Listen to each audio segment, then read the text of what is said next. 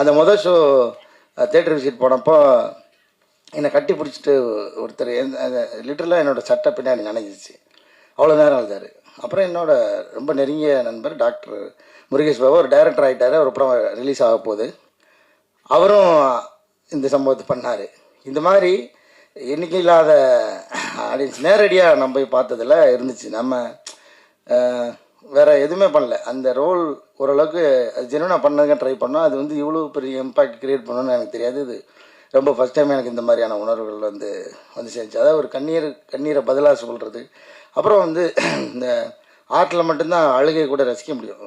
அது வந்து சினிமாக்காரங்க நடிகர்களுக்கு அவர் கிடைச்ச பெரிய ஒரு வரம். வேறு எந்த ஒரு துறையிலையும் ஒருத்தர் அழுகிறத ரசிக்கவே முடியாது. இதில் மட்டும் ரசிக்க முடியும். அது வந்து எனக்கு கிடைச்ச ஒரு பெரிய எல்லோரும் கேட்பாங்க உங்களுக்கு மறக்க முடியாத பாராட்டுதுன்னு. இந்த படத்தில் கிடைச்ச அந்த நேரடி அந்த கண்ணீர் மல்க பாராட்டின பாராட்டெல்லாம் இருக்குல்ல, அது வாழ்க்கையிலே மறக்க மாட்டேன் நான்.